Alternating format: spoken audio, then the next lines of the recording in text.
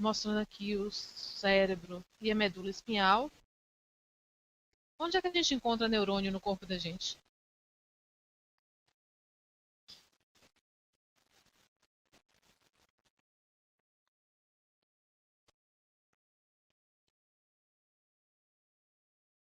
Em todo o corpo, pronto. Em tudo. Então, na pele da gente tem tecido nervoso. Nos músculos também tem. Coração também. Porque todos os órgãos eles precisam ter essa rede de neurônios responsáveis por perceber os estímulos, enviar esses estímulos para o sistema nervoso central e depois, de maneira rápida, responder de volta. Existem as vias que são chamadas de vias aferentes, por onde essa informação chega, e as vias eferentes, que é por onde o sistema nervoso central manda informação de volta para você realizar alguma função. Então, por exemplo, aqui na retina, mucosa olfatória, ouvido interno, botões gustativos, no caso da língua, pele, músculos, articulações, vísceras, tudo isso aqui são vias aferentes, vias sensoriais, onde você percebe estímulos ao seu redor. Esses estímulos eles são coordenados para o cérebro, coordenados não só porque você viu aquele alimento que você gosta, mas vai associar todas as informações que você está dando ao seu organismo naquele momento, para depois que você processar essa informação, essa resposta agora por via eferente vai chegar aos órgãos, que seja músculo, seja glândula, para ter uma resposta mais eficaz. Os nervos fazem parte do sistema nervoso periférico, é um agregado de fibras nervosas envolvidas por tecido conjuntivo. Então veja que o sistema nervoso ele não é um tecido. O sistema nervoso, assim como um músculo, ele é formado, ele é um órgão que vai ser formado por um conjunto de tecidos, sendo que no sistema nervoso, o principal tecido ali é o tecido nervoso. Mas em associação com o tecido nervoso, eu vou ter o tecido conjuntivo ali presente também. Ao redor do tecido ósseo, eu tenho o periósteo. Ao redor do tecido muscular, eu tenho o perimísio. Ao redor do tecido nervoso, eu tenho o perineuro. Então, são nomenclaturas que vocês podem encontrar. Peri, como você falou, periferia, ao redor. No osso,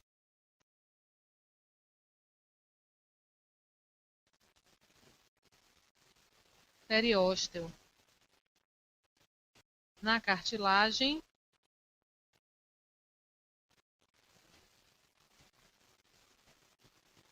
pericôndrio. No músculo, perimísio. E no nervoso, perineuro. No nervoso e no muscular, o tecido conjuntivo ele não forma apenas uma camada de revestimento ao redor das fibras. São 3 camadas. Então a gente vai ter o epimísio, perimísio e o endomísio. E no nervoso, epineuro, perineuro e endoneuro. Mas são todos esses camadas de tecido conjuntivo que estão protegendo esses feixes de fibras, ou nervosas ou musculares. O tecido conjuntivo, o tecido nervoso, ele vai estabelecer comunicação entre os centros nervosos e os órgãos da sensibilidade e os órgãos efetores. Aqui em relação ao sistema nervoso periférico.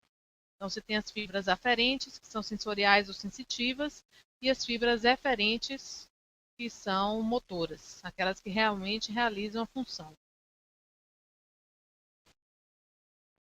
E para finalizar a parte de histologia, vamos falar um pouquinho sobre o sangue, que é um tecido importante que eu tinha colocado na outra aula, na aula de hematologia, e aí a gente volta lá para a aula 1, porque na aula de hematologia fala de antígenos eritrocitários. Então, A gente vai para a aula 1 para falar somente hoje do sangue, que seria um tecido hematopoético ou tecido reticular também.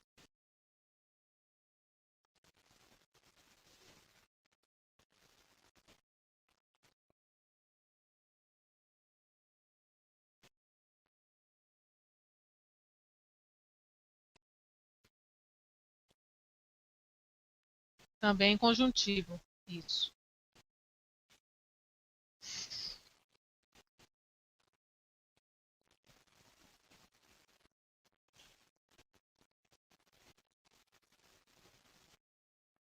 Então, o sangue também é chamado de tecido reticular, tecido hematopoético. É um tecido conjuntivo, como você bem lembrou. E nesse tecido conjuntivo, eu vou ter algumas células. Dentre as células, as que estão em maior abundância são os eritrócitos, que são essas células aqui, também chamadas de hemácias. São os glóbulos vermelhos. Glóbulos vermelhos pela presença de uma proteína, que é hemoglobina, em grande quantidade. E o sangue, além de ter a presença das hemácias, que são os eritrócitos, a gente também tem a presença dos leucócitos, que são os glóbulos brancos. Nessa imagem aqui, eu tenho esses glóbulos brancos, todos eles neutrófilos. Tá? Então, os glóbulos brancos, se encontrou? Os glóbulos brancos são células maiores do que as hemácias e as hemácias são as únicas células anucleadas do nosso corpo. Então, são as células que não têm núcleo. Já tiveram núcleo uma vez na vida, enquanto elas estavam sendo formadas, mas que, quando a hemácia já na circulação, elas não têm núcleo. A função do sangue são diversas, mas principalmente relacionadas com transporte. Transporte de quê? De oxigênio, de gases, de nutrientes, né, de glicose, de proteínas, de anticorpos. Então, você tem o sangue como um dos únicos tecidos fluidos que a gente tem no corpo. Então, não é um tecido sólido. Tem a presença de plasma, rico em água, que é a parte líquida. E no plasma vão conter todas aquelas substâncias que são solúveis em água. E o que não é solúvel vai estar aqui presente também no plasma, mas quando a gente centrifuga, separa. Além de função de transporte, regulação de calor também.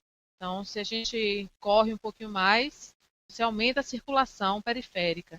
Quando aumenta a circulação periférica, você aumenta o calor também. E como uma medida para reduzir essa temperatura, o que é que a gente faz? Sua. E a gente sua por quê? Porque ao aumentar essa circulação periférica, o sistema nervoso central percebeu, enviou informação para o sistema do tecido epitelial, e no tecido epitelial eriçou os pelos, aumentou a sudorese, aumentou a atividade das glândulas sudoríparas, e com isso você sua para resfriar o corpo. E por que é importante resfriar? Para manter a homeostasia, mas por quê?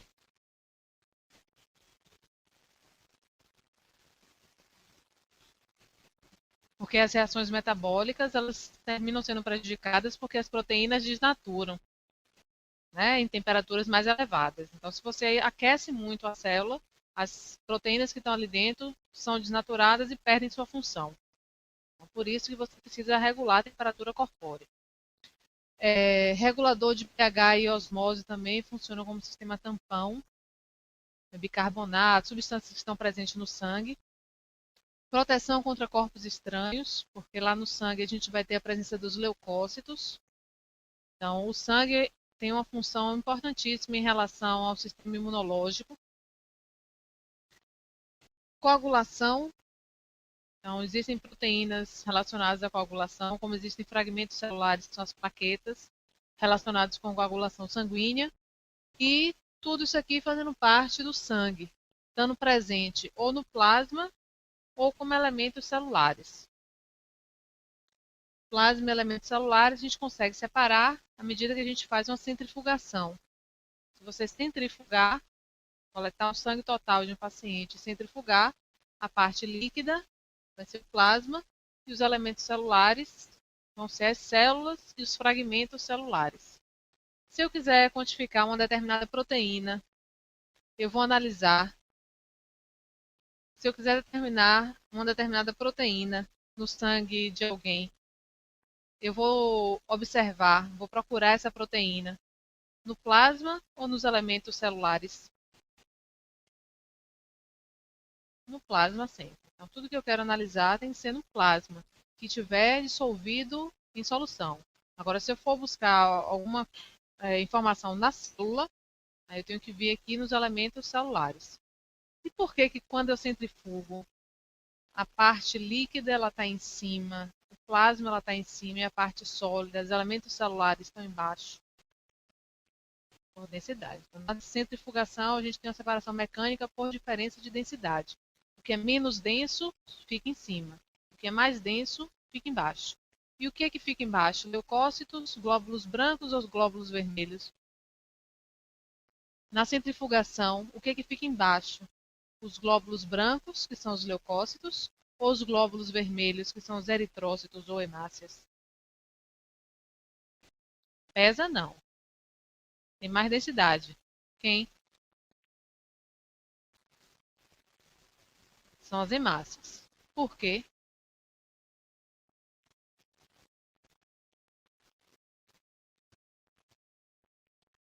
Ela não carrega nutrientes, ela carrega oxigênio. Mas por que ela é mais densa? Porque a hemácia tem na sua composição hemoglobina que contém ferro. Tá? Então a hemácia é uma célula mais densa de fato. Não é pela quantidade de hemácias que existem. Realmente a gente tem muito mais hemácia do que leucócito. Mas não é pela quantidade de hemácias, e sim pela densidade dela, pela presença da hemoglobina. Então, aqui no sangue, eu vou ter o plasma e os elementos celulares, as hemácias, as células brancas e as plaquetas. As plaquetas não são células, são fragmentos celulares originados dos megacariócitos, que são células originadas na medula óssea. E dentre as células brancas, a gente vai ter os linfócitos, monócitos, neutrófilos, eosinófilos e basófilos. Cada uma dessas células tem uma função diferente, mas todas elas participam da resposta imunológica. Tem diferença, por exemplo, quando você faz um hemograma, quando o número de neutrófilos está muito mais elevado do que o de linfócitos, isso dá uma pista ao médico de que é uma infecção, por exemplo, bacteriana. Quando você quer comparar se isso é uma infecção bacteriana ou viral. Se tem muito neutrófilo, infecção bacteriana. Se tem menos neutrófilo e mais linfócito, infecção viral. Então, tem algumas observações que podem ser feitas no hemograma e que dão pistas ao médico sobre o diagnóstico. Agora, só essa informação não é suficiente para fazer qualquer diagnóstico.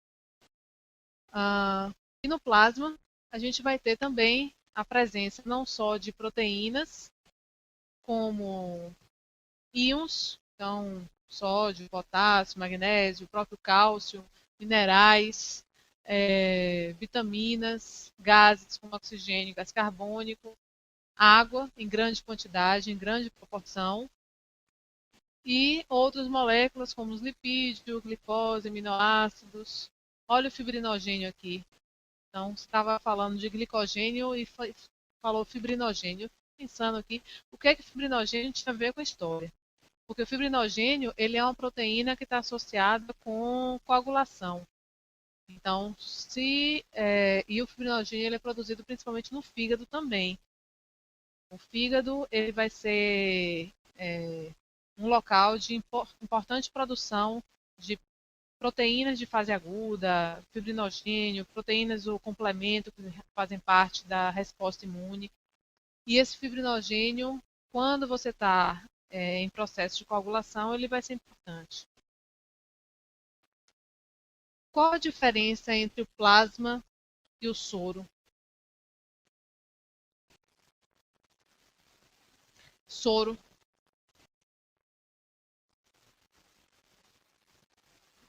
Sim. Moléculas orgânicas? Quais? Tem uma molécula orgânica importante, que faz diferença. Justamente o fibrinogênio. Então, quando você coloca anticoagulante, você não vai ter fibrinogênio. Ou melhor, quando você coloca o anticoagulante, você encontra o fibrinogênio. Então, quando você coloca o anticoagulante, você tem o plasma. Quando você não coloca o anticoagulante, o fibrinogênio ele é convertido em fibrina e coagula. E aí você tem o soro. Então, a diferença do soro para o plasma é que no plasma você encontra fibrinogênio e no soro você não vai encontrar fibrinogênio. Tá? Tem alguns testes bioquímicos que são feitos que eles recomendam que seja feito em plasma ou em soro, porque o fibrinogênio ele pode reagir com alguns testes. Mas aí em cada teste, em cada kit, eles fazem as recomendações. O soro vai coagular, ele tem a presença de fibrinogênio que vai ser convertido em fibrina. E o plasma, ele não vai coagular porque você colocou anticoagulante. E aí o fibrinogênio continua como fibrinogênio. Os anticoagulantes, em geral, são quelantes de cálcio, ou seja, sequestra o cálcio do sangue e prende o cálcio. E o cálcio ele é importante para a coagulação. Se não tem cálcio, não coagula.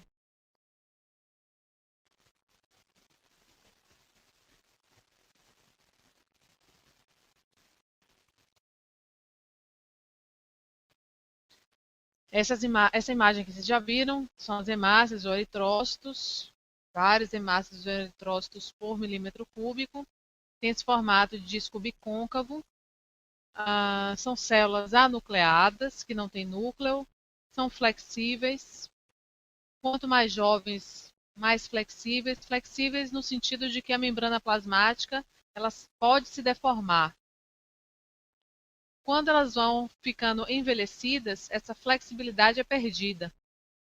Então, as hemácias elas são produzidas na medula óssea, vão para a circulação sistêmica e na circulação sistêmica circulam de acordo com o fluxo de sangue.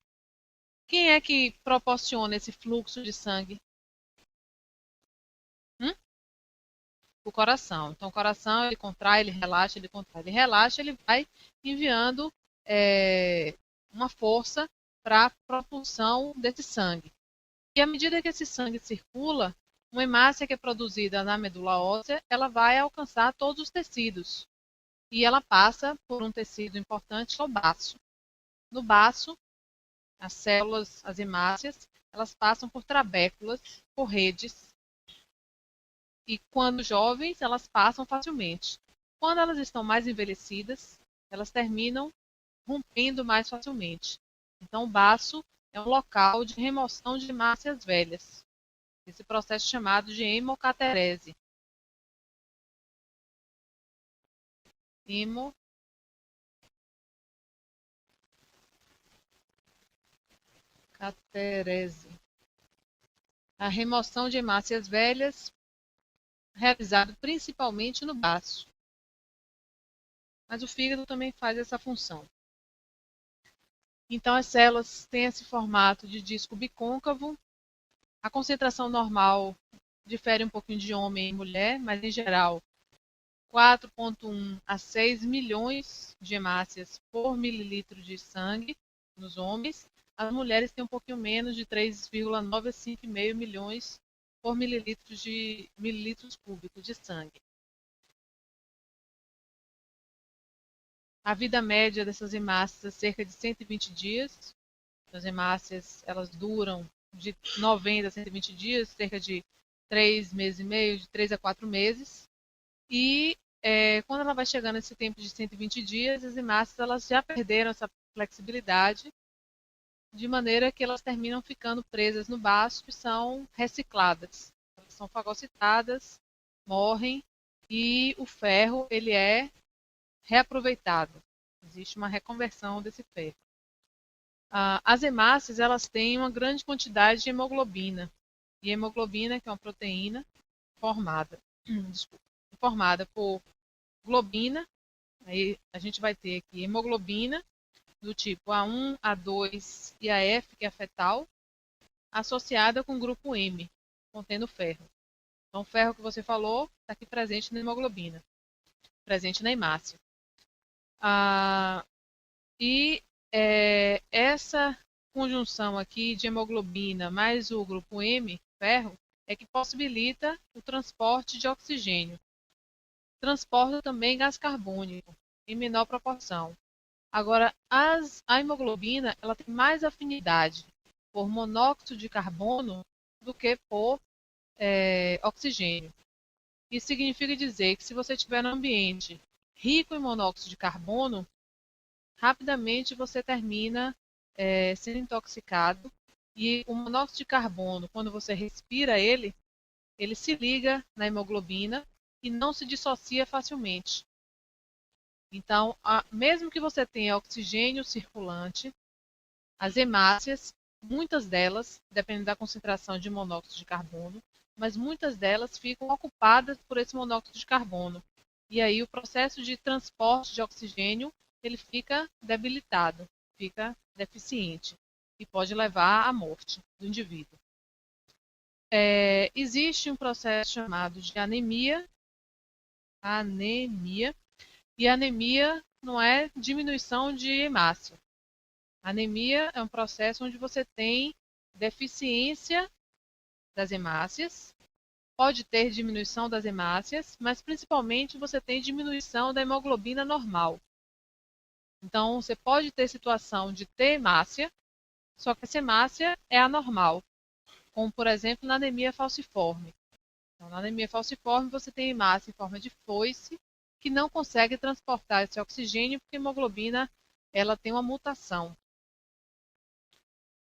E a policitemia, ou eritrocitose, é uma situação que você aumenta a quantidade de hemácias na circulação. Isso pode ser fisiológico ou pode ser patológico. Numa situação, a gente está na época da Copa agora. Quando essa Copa, ou se esse jogo que acontecesse, que aconteceu essa semana, hoje, ele acontecesse em uma região de elevada altitude, os jogadores brasileiros iam sofrer mais ou menos, mais. Por quê? Eles iam cansar mais ou iam cansar menos? Mais. Mas por que eles cansam mais? Porque falta oxigênio? Então, na verdade, sim.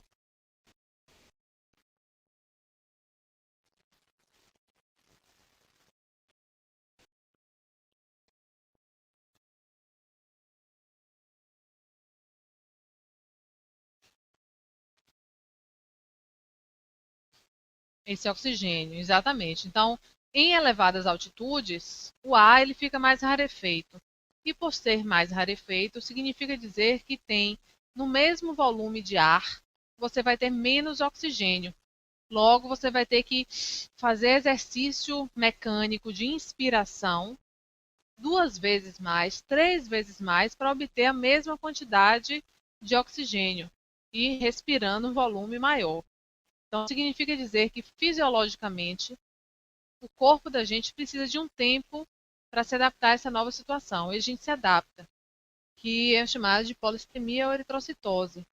Então, a gente vai ter as células nos rins produzindo mais um hormônio que é chamado de eritropoietina, fazendo com que na medula óssea você aumente a eritropoiese, que é a formação de hemácias. Então, no final, você vai ter um aumento do número de hemácias circulantes. Isso vai ser interessante para que você consiga transportar mais eficientemente aquele oxigênio que está ali presente. Mas se você tem um aumento dessa eritropoiese muito acentuado, você, ao invés de trazer benefícios, pode levar a prejuízo, porque você termina tendo uma viscosidade sanguínea maior. Também é prejudicial.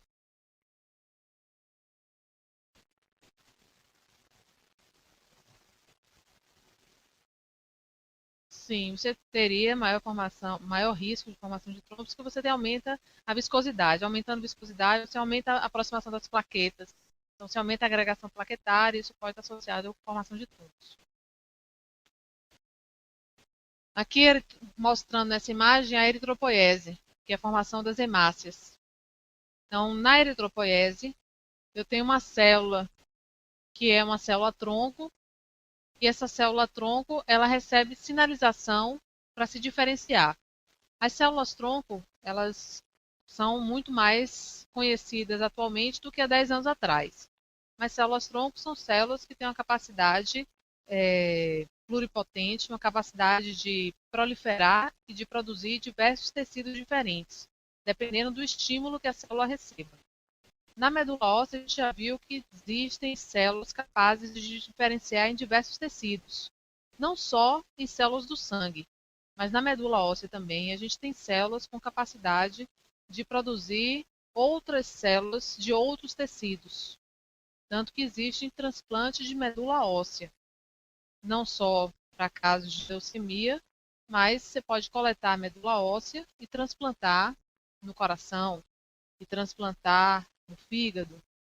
Então, existem já transplantes realizados no Brasil e em outras partes do mundo com células tronco de medula óssea. Então, nas células tronco de medula óssea, a gente tem células que são células coringa. São células que, dependendo do estímulo que elas recebam, elas podem se diferenciar em um ou outro tipo celular. Nesse caso, estou mostrando aqui a eritropoietina, também chamada de EPO. A eritropoietina, que é produzida lá no rim, ela estimula essa célula-tronco aqui a se diferenciar em pronormoblasto, normoblasto, reticulócito, até formar uma hemácia. Então, a hemácia, como a gente conhece, disco bicôncavo, que não tem núcleo, um dia já foi um pronormoblasto, que já passou por essa fase de normoblasto, que tinha núcleo.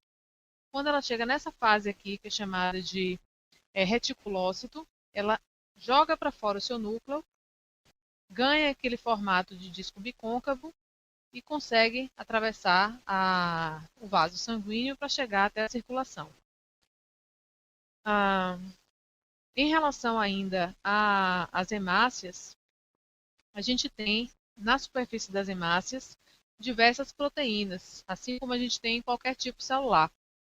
No entanto, existem alguns antígenos eritrocitários, são antígenos das hemácias, que têm uma importância muito grande na hematologia, que estão associadas com resposta de rejeição, né, de transplante ou de transplante transplante a gente está falando aqui de transfusão. Então, transfusão sanguínea. Então, quando você transfunde uma célula em outro tecido que não tinha aquela célula, ou pelo menos tinha células diferentes daquela ali, porque as proteínas são diferentes, isso pode gerar uma reação de rejeição. E isso está associado com os processos de transfusão de sangue que a gente vai falar mais tarde. Se der tempo hoje, se não amanhã. Nessa condição aqui, eu tenho hipóxia, que pode ser numa elevada altitude, onde eu tenho baixa pressão de oxigênio, o fígado percebe, o rim percebe essa diminuição da pressão de oxigênio e aumenta a produção de eritropoietina. Eritropoietina que vai para o sangue, que transporta nutrientes, transporta hormônios, circula, chega na medula óssea e faz com que aquela célula-tronco se diferencie em normoblasto, reticulócito e eritrócito. E aí que aumenta a quantidade de hemácias na circulação. Quando essa pressão aumenta, ela diminui a produção de eritropoietina e de maneira que há uma regulação dentro do próprio sistema para evitar com que haja excesso de hemácia ou redução dela. E isso acontece não só para a hemácia, mas para todas as células do corpo da gente.